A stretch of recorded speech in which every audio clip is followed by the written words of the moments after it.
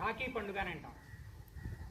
మనకి ఎంతవరకు తెలుసు అంటే అన్నా చెల్లెళ్ళు ప్రేమపూర్వకంగా ఒకరికొకళ్ళు రాఖీలు కట్టుకుంటూ ఉంటారు. ప్రధానమంత్రికి అయితే చిన్న చిన్న పిల్లలు కానీ పెద్దవాళ్ళు ప్రతి ఒక్కళ్ళు కడుతున్నాడు. ప్రధానమంత్రి, ముఖ్యమంత్రి, మనందరికి కూడా గవర్నర్కి రాఖీలు కడుతూ ఉంటారు. అయితే ఈ రాఖీ పౌర్ణమి యొక్క విశిష్టత ఏమిటి, దాని గురించి చాలా సంక్షిప్తంగా చెప్తా.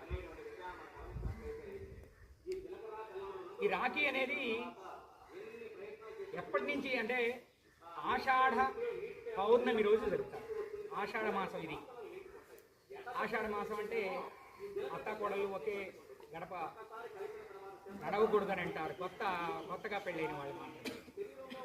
అటువంటి ఆషాఢ పౌర్ణమి నాడు గురు పౌర్ణమి అని కూడా అంటారు.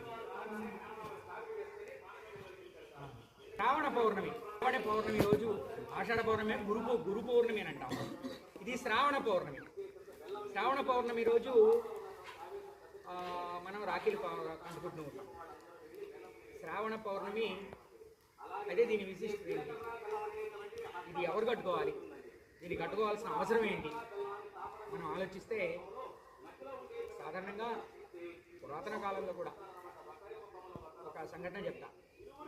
దేవతలకి రాక్షసులకి యుద్ధం వచ్చింది. దేవతలకి రాజు ఇంద్రుడు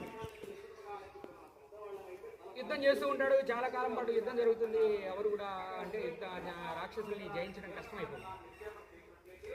ఒకనాడు ఇంద్రుని యొక్క భార్య శచీదేవి ఆయనకి రాఖీ కడుతుంది. ఆమె యొక్క తపో బలంతో, ఆ రాఖీ యొక్క బలంతో ఆయన యుద్ధానికి వెళ్ళి రాక్షసుల మీద విజయం సాధిస్తారు.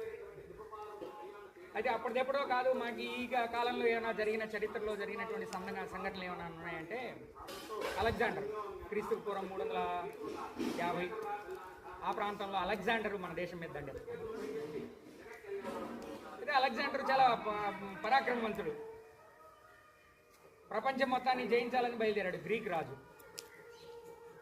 ఈడ సింధు నదికి యువతల పోరస్ అనే రాజు పరిపాలన. పోరస్ అంటే పురుషోత్తముడు పరిపాలిస్తున్నాడు. చాలా బలమైనటువంటి చక్రవర్తి అని చెప్పేసి తెలుసుకుంటారు. అయితే అలెగ్జాండర్ భార్య